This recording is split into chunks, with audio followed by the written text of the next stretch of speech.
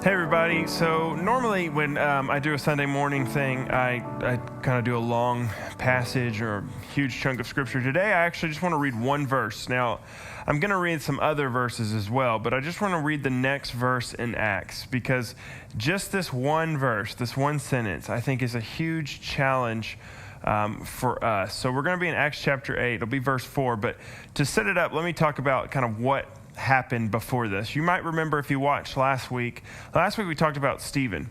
And Stephen had been doing this ministry, had been faithful. He was doing this incredible stuff. It caused some opposition. He had some disagreements with some folks who were enemies of the gospel.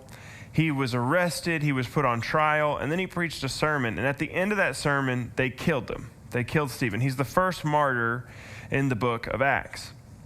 Now, what happens at that point is persecution breaks out. This is what Luke says in Acts chapter 8, verse 1.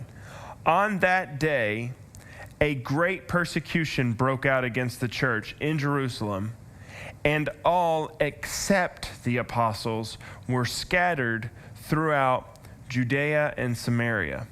So on the day that Stephen was martyred, it was like all of a sudden it just all broke loose. At that point, the enemies of the gospel were thinking, we warned you to stop talking about Jesus, you didn't stop. We flogged you and told you to stop talking about Jesus, you didn't stop. Now, the moment the first martyr happens, they just go nuts and they're going after everybody, and a great persecution breaks out and the church scatters. And that's where we pick up today is 8:4. Luke says it again. Those who had been scattered preached the word wherever they went. So the persecution had caused the church to scatter. Okay? Now, here's what's interesting about that. In the Old Testament, when the people of God were scattered, so think, Old Testament, when the people of God, the Israelites, were scattered, that always meant that they were under judgment from God. Scattered always meant judgment from God because they had been sinful, disobedient, they get conquered, whatever. They get scattered. It means they're under judgment. But here, all of a sudden, this is different. In the New Testament, this is different. The people were scattered, but this was not a judgment of God on the people, on the church. Instead, their scattering was a judgment on the enemies of the gospel. The enemies had been saying, we got to shut this message down. We got to stop the gospel. We have to stop them talking about Jesus, so we're going to persecute them. The persecution had caused the scattering, but notice the effect of the scattering.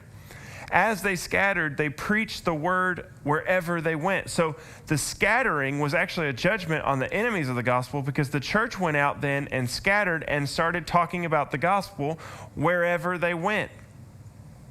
This ultimately leads me to the first point, and that's this. And this is so true even today.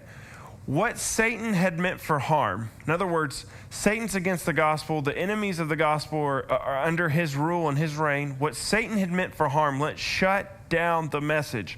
Let's stop the church. We're going to persecute them. We're going to murder them. We're going to kill them.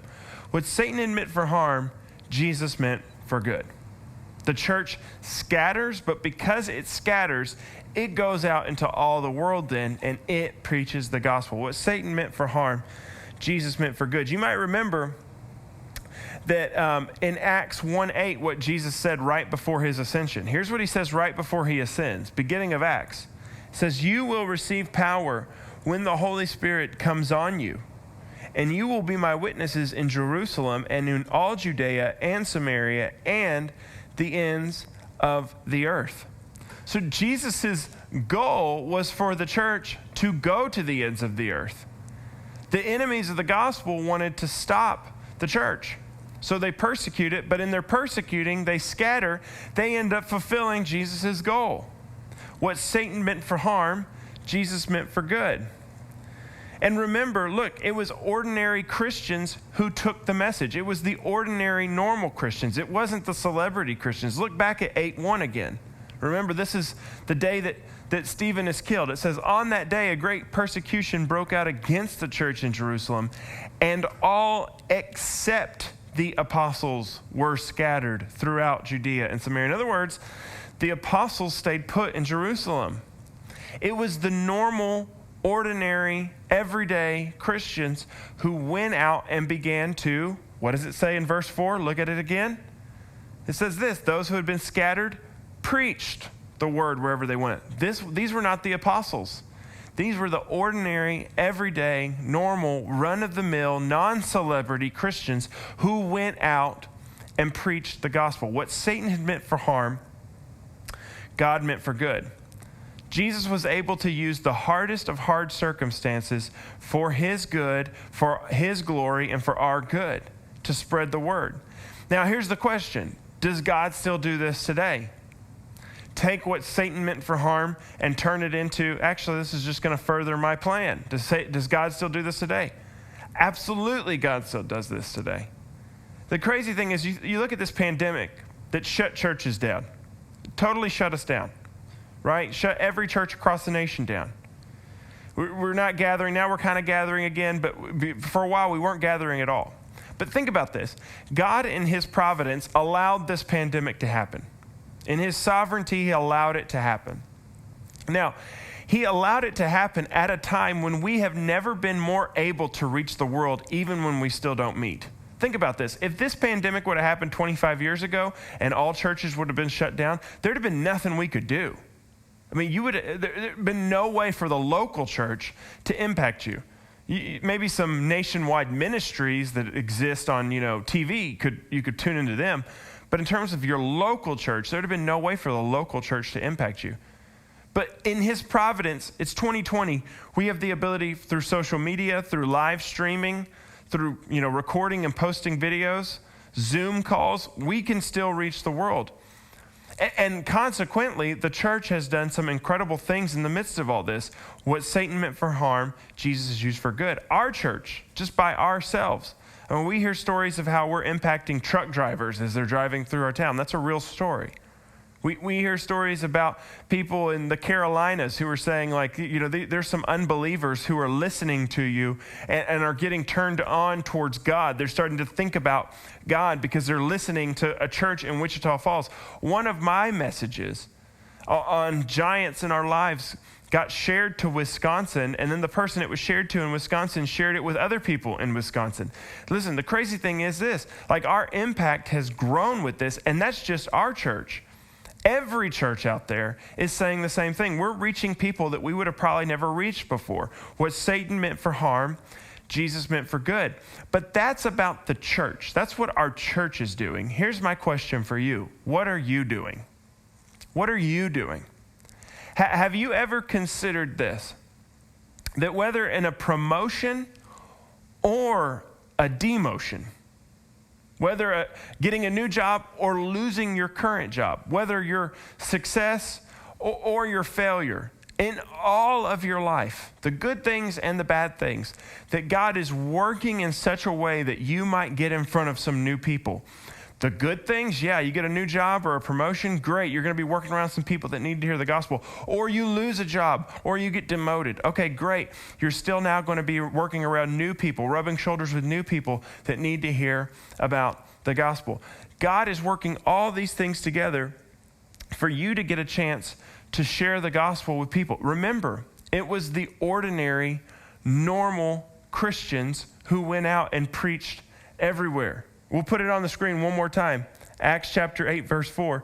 Those who had been scattered preached the word wherever they went. Catch this. It was the amateurs that went to Phoenicia. It was the rookies that went to Cyprus. It was the untrained that went to Antioch. It was the normal people that first took the message of the gospel to the Greeks. I mean, we often look for a hero, for one, big leader that's going to lead us and take us to the next thing. And we always want to put all the weight on one person and say, a pastor or a preacher or a celebrity type person you spread the gospel. Let me tell you, God's plan has always been the normal, average, everyday people are the people who are spreading the gospel. We look to Paul and we say, oh man, Paul was great and he spread the gospel and planted churches. And you can see that in the book of Acts as we go further on. But, we look to that and we celebrate him and we we should. He did a lot of work, but you need to understand, Paul was not the first person to go. Paul was going to areas where some of these ordinary, everyday people had already been, and they were spreading the gospel, preaching the gospel as they went. There was an author by the name of Michael Green who wrote a book.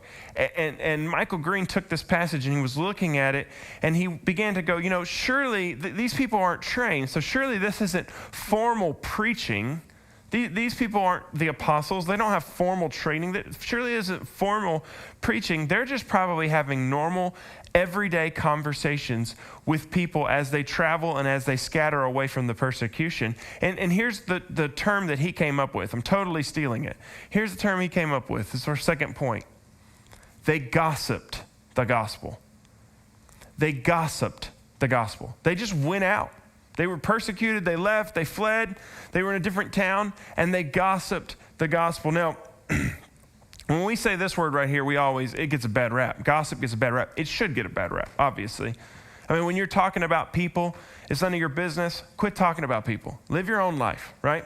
Totally get that. Particularly when the gossip is just rumors that you don't know if it's true or not. Yeah, totally stop that. But did you know by definition, here's what the word gossip means. Ready? Casual or unrestrained conversation or reports about other people. Casual or unrestrained conversations or reports about other people. This is what those first believers were doing. They were persecuted, they fled. You know what they were doing as they were interacting with folks in new cities? They were having casual, unrestrained conversations, giving reports, except it was all about Jesus.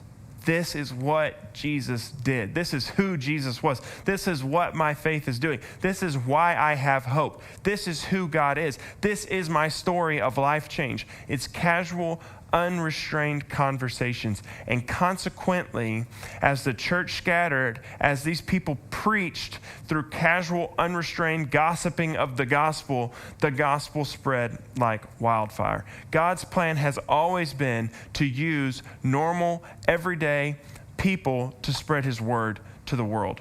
That is how he's winning the game. I had a professor in my undergrad years. He was a professor of church history and a professor of biblical interpretation. Great man, enjoyed all of his classes. And he said something in a class one day that totally made me go, I think you're right. I think you're right. He said, one day this is all going to be over. And we're all going to be standing in heaven. And we know that there's a judgment where, the believers stand before the throne of God, and God looks at their life. And you're already saved, you're in heaven, that's great. But now he's going to look at your life and the way you lived, and he's going to reward you based on how faithful you were, right? And so we're going to be standing around like this huge assembly of people. And we're all going to be like straining our necks trying to look over the people in front of us because we want to see the celebrity Christians.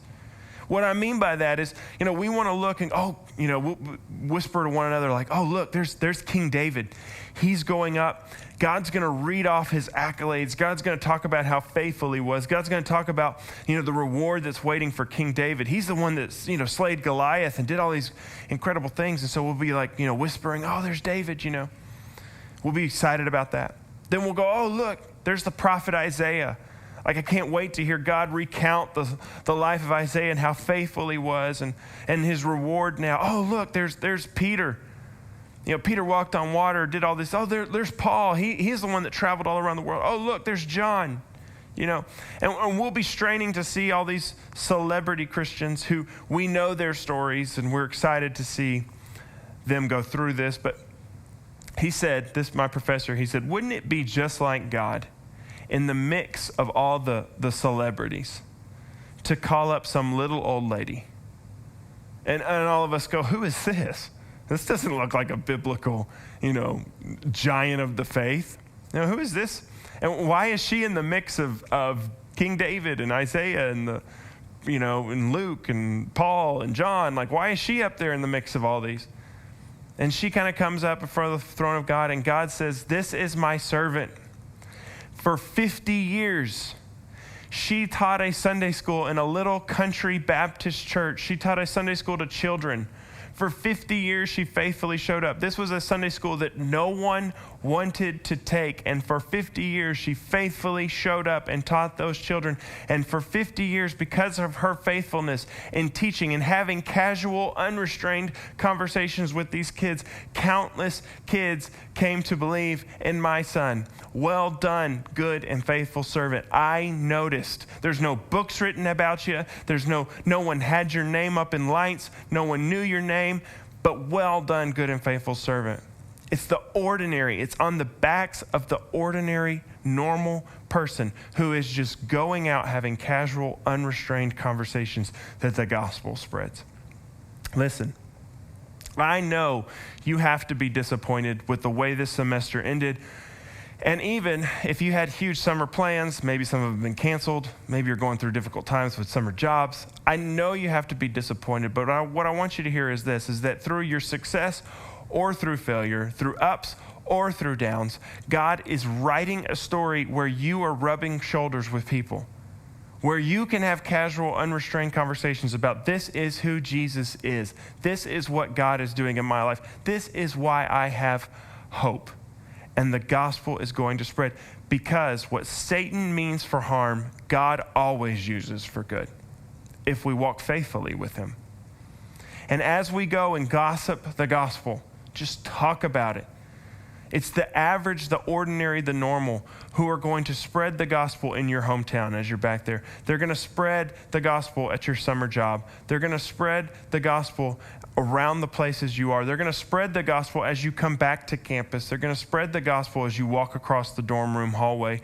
They're going to spread the gospel in the classrooms. It's the normal, the average, the just run-of-the-mill person who is going to say, I'm going to walk this faith out. I challenge you, and I hope you take it up, to live your life in such a way that one day you will hear the words, well done, good and faithful servant.